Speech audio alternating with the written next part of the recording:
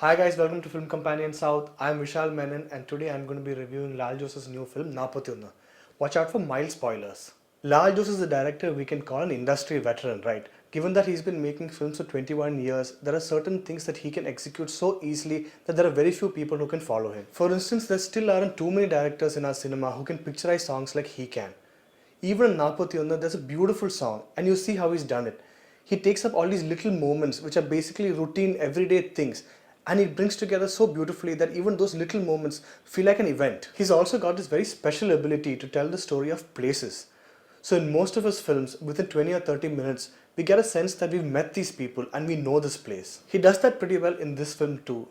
But the place in question isn't the usual harmlessly apolitical Vallonadan villages that you find in some of his other movies. Located close to Kannur, the story of rationalist Ullas Kumar takes place in a place called Chekunnu. The name of this place itself reflects the ambitious conflict the film tries to debate. As three old men sitting in a bus stop discuss, the place is supposed to get its name from Shivakunnu, which later gets addressed to become Chekunnu. But one of these men has another theory. According to him, Chekunnu stands for Che Kunnu, as in Chase Kunnu. Which Che do you think he's talking about? Of course, Che Guevara. The people of this place too share this unique dichotomy. When we go to the local Communist Party office, we meet believers named Abu Bakr and Nambiar who have no problem wearing their faith on their sleeves. But their comrade Ullas Kumar is very different. There are no gods in his bedroom. Instead, what we find are pictures of Marx, Engels and Srinarayana Guru. He's a teacher in the local college and he's also the author of a book which roughly translates to God as a businessman. Ullas Kumar reminds you of Srinivasan's character in Sandesham. He even gets a love story that is eerily similar to a what-if scenario. What if that Pendangal from hell had actually progressed to marriage? At this point, you'd think this film is going to be about a series of incidents or maybe one big incident that's going to rock the foundation of Ullas's faith or the lack of it. It is in a way, but the film isn't just about him.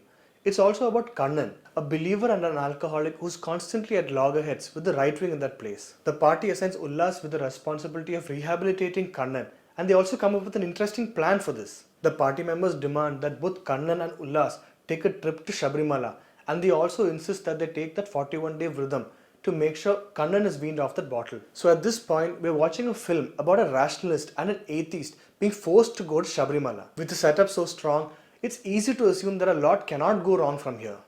But boy was I wrong. The problem isn't just with how non-committal the film is with its philosophical core.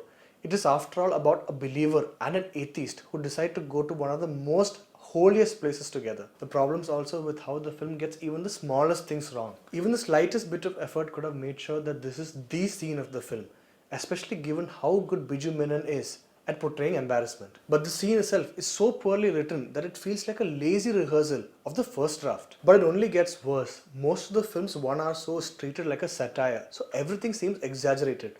So it comes as a rude shock to you when the film takes a U-turn in terms of its tonal shift. This is also where the film starts behaving like an advertisement for Kerala's temple tourism. There are extremely long stretches where there are no dialogues and no real drama.